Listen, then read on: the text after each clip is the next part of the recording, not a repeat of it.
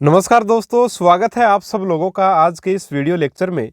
प्यारे साथियों, हम लोग पढ़ रहे हैं आरपीएससी फर्स्ट ग्रेड का जीके, जिसमें अपन पढ़ रहे हैं साथियों गुप्त काल को। और गुप्त काल में साहित्य और कला जो है वो अपन पढ़ चुके हैं। अभी गुप्त काल में विज्ञान की बारी है। गुप्त काल में विज्ञान को इस वीडियो में अपन करने वाले हैं साथियों। ठीक है, एक और वीडियो इसके ऊपर बनेगा, तो दो वीडियोज में जो है वो गुप्त काल का जो भी विज्ञान में जितना कुछ भी है वो सब अपन कर लेंगे जो अपने सिलेबस का है। ठीक है, और आप जानते ही हो साथियों, रीट 2022 का कोर्स अपना लॉन्च हो चुका है और आपको ज़रूर ज्वाइन करना चाहिए निश्चित तौर पे। अगर आप रीट की तैयारी कर रहे हैं साइंस मैथ से, बहुत ही शानदार कोर्स है साथियों और बहुत ही शानदार तरीके से बिल्कुल क्वालिटी का मैटर आपको दिया जाएगा उसमें। निश्चित ही कहीं भी आपको दिक्कत उसमें नहीं आएगी। अगर आप तैयारी करना चाहते हैं आप ज्वाइन कर सकते हैं। ठीक है, चलिए, लिंक आपको डिस्क्रिप्शन बॉक्स में मिल जाएगा एप्लीकेशन का, वहाँ पे जाके आप ज्वाइन कर सकते हैं। अब देखिए साथियों, आपका सबसे पहले बात करें गुप्त काल में विज्ञान की, तो अपन सबसे पहले लेंगे आर्यभट्ट को। और आज अपने तीन वैज्ञानिकों की बात अपन करेंगे, जिसमें सबसे पहले विद्वान है आर्यभट्ट, उसके बाद में वराहमिहिर और उसके बाद में ब्रह्मगुप्त। इन तीनों के बारे में, इन तीनों विद्वानों के बारे में आज अपने चर्चा करेंगे विस्तार पूर्वक। साथियों, आर्यभट्ट की बात की जाए तो ये 5वीं शताब्दी के महान विद्वान जो है वो माने जाते हैं। ठीक है, और खगोलविद, गणितज्ञ भी ये थे और ज्योतिष का भी इनको ज्ञान था, इसलिए ज्योतिषाचार्य भी इनको बोला जाता है साथियों। ये कुसुमपुर, यानी कि कुसुमपुर कहाँ साथियों, पाटलिपुत्र है ना, के थे। कहाँ के थे? कुसुमपुर पाटलिपुत्र के थे। और आर्यभट्ट जो थे वो चंद्रगुप्त द्वितीय के नवरत्नों में शामिल नहीं थे। अब देखिए साथियों, जो चंद्रगुप्त द्वितीय थे उनके जो नवरत्न हैं, 9 एक प्रकार से व्यक्ति जिनको उन्होंने अपना रत्न बनाया, वो नवरत्न थे और उनमें आर्यभट्ट को शामिल नहीं किया था। हालांकि इनके जो चंद्रगुप्त द्वितीय के जो आपके नवरत्न हैं वो अपने सिलेबस में नहीं है फर्स्ट ग्रेड में, बट फिर भी एक बार आप देख लीजिए कि देखिए नवरत्न में कौन थे? अमर सिंह, कालिदास, वरामिहिर, वररुचि, घटकरपर, शंकु, वैताल भट्ट, छपणक और धन्वंतरी। ये इनके नवरत्न थे चंद्रगुप्त द्वितीय के। चंद्रगुप्त द्वितीय की तरह ही एक आएंगे अपने आगे इतिहास में अकबर। अकबर के भी साथियों थे, नवरत्न थे, उनको अपन वहां डिस्कस करेंगे। ठीक है, तो चंद्रगुप्त द्वितीय के नवरत्न अपने 9 ये हो गए। ठीक है, थोड़ा सा ध्यान रख लीजिएगा, बाकी आपके सिलेबस का हिस्सा नहीं है। बात करें आर्यभट्ट का ग्रंथ, तो आर्यभट्ट का एक ग्रंथ है साथियों जिसका नाम है आर्यभट्टियम, और जिसके कितने भाग हैं? 4 भाग हैं। पहला भाग का नाम है गणितपाद, दूसरा है काल क्रियापाद, तीसरा है गोलापाद और चौथा है 10 गतिका पाद। ठीक है, तो ये थोड़ा सा आप याद रखना पड़ेगा। देखिए आर्यभट्टियम के 4 आपके क्या हैं? भाग हैं। इनको आप कैसे भी याद कर सकते हैं। भाई आर्यभट्ट को अपन गणित के लिए जानते हैं, तो एक तो गणितपाद हो गया, एक काल क्रियापाद हो गया, ठीक है, एक गोलापाद हो गया, पृथ्वी गोल है ना, उस हिसाब से इन्होंने बताया तो गोलापाद बोल सकते हैं। एक 10 गतिक पाद, यानी कि पृथ्वी की गति से संबंधित बातें भी इन्होंने बताई, तो 10 गतिक पाद हो गया, है ना। तो इस प्रकार से थोड़ा सा इनको अपन ध्यान में रख सकते हैं। ठीक है, चलिए आगे बढ़ते हैं। बात करें अपन आर्यभट्ट के दिए गए सिद्धांतों की, तो उनमें सबसे पहले इन्होंने बताया कि पृथ्वी क्या है? गोल है, अपने अक्ष पर घूर्णन करती है, इसी कारण दिन रात होते हैं। ठीक है, उसके बाद इन्होंने बताया कि एक वर्ष की अवधि 365 दिन की होती है, जो कि साथियों आज भी क्या है? प्रमाणिक है। इन्होंने बताया कि ग्रह नक्षत्रों के बारे में एक प्रकार से इन्होंने जानकारी दी और चंद्र ग्रहण सूर्य ग्रहण के बारे में भी इन्होंने बताया। दशमलव प्रणाली जो है उसके बारे में बताया, यानी दशमलव के बारे में बताया। उसके बाद में जो पाई का जो मान है 22/7 यानी कि 3.141 है ना, उसके बारे में भी इन्होंने बताया। त्रिभुज के क्षेत्रफल के बारे में भी बताया। गणित को ज्योतिष से अलग करने का जो एक प्रकार से श्रेय जाता है, या ये कहें कि गणित को ज्योतिष से अलग करने वाले प्रथम विद्वान आर्यभट्ट ही थे। ठीक है साथियों, तो ये इतनी सारी जो बातें हैं ये महत्वपूर्ण हैं आर्यभट्ट से संबंधित। अब साथियों दिक्कत ये थी कि अंग्रेजों के आने के बाद एक प्रकार से सारा इतिहास ही पलट गया, या फिर ये माने कि भारतीयों को इतिहास में स्थान ही नहीं दिया गया, क्योंकि ये सारी खोज जो है वो अपन पढ़ते हैं किसी की दूसरे के नाम से, जबकि आर्यभट्ट ने बहुत पहले ही इनको जो वो एक प्रकार से दे दिया था। इसके बाद में बात करें अपन, एक नोट लगा के आप लिख सकते हैं कि 800 ईसा पूर्व के आसपास आर्यभट्टियम का अरबी भाषा में अनुवाद किया गया साथियों। अरबी भाषा में इसका नाम क्या था? जिज अल अर्ज बहर के नाम से जॉर्ज बूलर के द्वारा जो वो अरबी भाषा में इसको अनुवादित किया गया था साथियों। किसको? आर्यभट्टियम को। ठीक है, जो आर्यभट्ट का जो वो आपका ग्रंथ था। तो ये था साथियों आर्यभट्ट के बारे में कुछ महत्वपूर्ण बातें जो आपको ध्यान में रखनी है। आपके सिलेबस के हिसाब से बस इतना ही बहुत है, इससे ज़्यादा आपको देखने की आवश्यकता नहीं है। बात करें वराहमिहिर की अब, तो वराहमिहिर जो आप सब लोग जानते हैं कि चंद्रगुप्त द्वितीय के नवरत्नों में शामिल थे और ये भी एक खगोलविद और महान गणितज्ञ थे। पिता का नाम इनका क्या था? आदित्यदास था। आदित्यदास निषाद था। वह क्षुद्र परिवार के ये थे, है ना, सामान्य परिवार के एक प्रकार से कहें तो।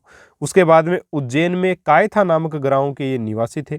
ठीक है, तो ये थोड़ा सा आप ध्यान रख लीजिएगा, परिवार कहाँ का था, पिता का क्या नाम था और कौन से गांव के निवासी। उज्जैन में कायथा नामक गांव के निवासी थे और इनके पिता का नाम आदित्यदास निषाद था। ठीक है, शूद्र परिवार से थे, खगोलविद थे और गणितज्ञ भी थे और चंद्रगुप्त के नवरत्नों में भी ये शामिल थे साथियों। ठीक है, चलिए आगे बात करें तो वराहमिहिर कुसुमपुर, यानी कि कुसुमपुर कहाँ पर है? पाटलिपुत्र में आर्यभट्ट से मिले थे। कुसुमपुर में मिले थे किससे? आर्यभट्ट से। और आर्यभट्ट से ये अत्यधिक प्रभावित थे तथा इन्होंने आर्यभट्ट के सिद्धांतों का साथियों समर्थन भी किया। ठीक है, आर्यभट्ट से काफ़ी प्रभावित थे। कुसुमपुर पाटलिपुत्र में उनसे मिले थे और एक प्रकार से काफ़ी प्रभावित थे, इसलिए इनके सिद्धांतों को भी निश्चित रूप से समर्थन तो देंगे ही, प्रभावित थे तो। अब इनका जो ग्रंथ है साथियों, वो इनके अपन 6 ग्रंथ पढ़ेंगे, जिसमें पहला ग्रंथ है पंच सिद्धांतिका। पंच सिद्धांतिका जैसे कि नाम से स्पष्ट है, पंच सिद्धांतिका मतलब है 5 इसमें सिद्धांत या 5 भाग इसके हैं। एक तो पितामह है, दूसरा सूर्य, तीसरा पोलिस, चौथा रोमन और जो 5वां भाग है विशिष्ट। ठीक है, वो भाग है विशिष्ट। यानी कि ये 5 पंच सिद्धांतिका जो है उसके 5 भागों के साथियों ये नाम दिए गए हैं, ये याद रखिएगा इनको आप। पितामह, सूर्य, पोलिस, रोमन और विशिष्ट। ठीक है साथियों, ये पंच सिद्धांतिका के नाम है। इसके अलावा इनका ग्रंथ है वृहत जातक, लघु जातक, लघु विवाह पटल, टिकनिक यात्रा और वृहत संहिता। ये इनके ग्रंथों के नाम हैं वराहमिहिर के। ठीक है, तो थोड़ा इनको आप याद रखें, अपनी ट्रिक बना करके आप कैसे भी इनको याद कर सकते हैं। इसके बाद में बात करें तो वराहमिहिर ने 12 राशियों के बारे में जानकारी दी। मोस्ट साथियों इसको ध्यान में रखिएगा, 12 राशियों के बारे में सर्वप्रथम जो जानकारी दी गई है वो वराहमिहिर के द्वारा ही दी गई है। प्रथम व्यक्ति जिन्होंने कहा कि पृथ्वी के केंद्र में एक शक्ति है जो वस्तुओं को अपनी तरफ आकर्षित करती है। हालांकि इन्होंने गुरुत्वाकर्षण का नाम नहीं लिया साथियों, इन्होंने गुरुत्वाकर्षण का नाम नहीं लिया, लेकिन ये कहा कि पृथ्वी के केंद्र में कोई ना कोई ऐसी ताकत है जो वस्तुओं को अपनी ओर खींचती है। ठीक है ना, तो गुरुत्वाकर्षण के बारे में इन्होंने एक प्रकार से बताया सबसे पहले। उसके बाद में बात करें वर्गमूल और घनमूल निकालने का सिद्धांत भी इन्होंने दिया साथियों। 12 राशियों के बारे में बताया, वर्गमूल घनमूल निकालने का सिद्धांत भी दिया, साथ ही बताया कि पृथ्वी के केंद्र में कोई ना कोई ऐसी शक्ति विद्यमान है जो वस्तुओं को अपनी ओर आकर्षित करती है। तो ये था वराहमिहिर के बारे में। इतना अगर आप याद रखते हैं तो बहुत अच्छी बात है, इससे बाहर कुछ नहीं आएगा। इसके बाद में बात करते हैं अपन तीसरे अपने जो विद्वान हैं, गुप्त काल में विज्ञान अपन पढ़ रहे हैं और उसमें बात करेंगे तीसरे नंबर पर ब्रह्मगुप्त की। साथियों ये भी आपके खगोलविद और महान गणितज्ञ हुए हैं। इनके पिता का नाम श्रीष्णु था। इनका जन्म जो है वो 598 ईस्वी में राजस्थान के भीनमाल नामक गांव में हुआ। भीनमाल कहाँ है साथियों? जालौर में स्थित है। तथा मृत्यु 668 ईस्वी में इनकी हुई। ठीक है, गुरुत्वाकर्षण के बारे में जानकारी देने वाले ये प्रथम विद्वान थे, जिसको एक प्रकार से वराहमिहिर ने कहा था कि एक शक्ति विद्यमान है केंद्र में, उसको गुरुत्वाकर्षण का नाम दे दिया था ब्रह्मगुप्त ने। ठीक है, यानी कि अगर औपचारिक तौर पे अपन बोले सही तरीके से, तो गुरुत्वाकर्षण के बारे में सही जो जानकारी दी सबसे पहले वो ब्रह्मगुप्त के द्वारा दी गई। ठीक है, जबकि हम लोग पढ़ते हैं न्यूटन वगैरह को साथियों। ये सारा का सारा खेल था, बाकी बहुत पहले जो है वो भारतीयों के द्वारा ये सारी चीज़ें जो है वो बता दी गई थी। तो गुरुत्वाकर्षण के बारे में सबसे पहले ब्रह्मगुप्त ने साथियों बता दिया था। उसके बाद में बात करें इनके आपके ग्रंथों की, तो ब्रह्म स्पुटनिक सिद्धांत, जिसमें गुरुत्वाकर्षण के बारे में इन्होंने बताया ब्रह्म स्पुटनिक सिद्धांत, और इसी ब्रह्म स्पुटनिक सिद्धांत का एक भाग माना जाता है ध्यान ग्रहोपदेशक। ठीक है, ध्यान ग्रहोपदेश को भी माना जाता है कि ब्रह्म स्पुटनिक सिद्धांत का जो है वो एक प्रकार से भाग है। और इस सिद्धांत में इन्होंने गुरुत्वाकर्षण के बारे में जो साथियों जानकारी दी है। इसके अलावा एक खंड खाद्यक और वेदांग ज्योतिष टीका जो है वो भी इनके ग्रंथ हैं। ठीक है, तो ये इनके ग्रंथ साथियों, इनको थोड़ा आप याद रख सकते हैं, महत्वपूर्ण है एग्जाम की पॉइंट ऑफ व्यू से। ठीक है साथियों, इसके बाद में अगर बात की जाए तो साथियों जो आपका मध्यकालीन भारत में 712 ईस्वी में अरब आक्रांता मोहम्मद बिन कासिम ने भारत पर आक्रमण किया तथा ब्रह्मगुप्त द्वारा रचित ग्रंथ ब्रह्म स्फुटनिक सिद्धांत और खंड खाद्यक दोनों अपने साथ कहाँ ले गया साथियों, अरब लेकर के चला गया था। उसके बाद में लगभग 8वीं शताब्दी में अरब के खलीफा अल मंसूर के समय इन ग्रंथों का क्रम से अरबी भाषा में अनुवाद किया गया, जिसमें ब्रह्म स्फुटनिक सिद्धांत का नाम क्या दिया गया, सिंध हिंद। ठीक है, सिंध हिंद।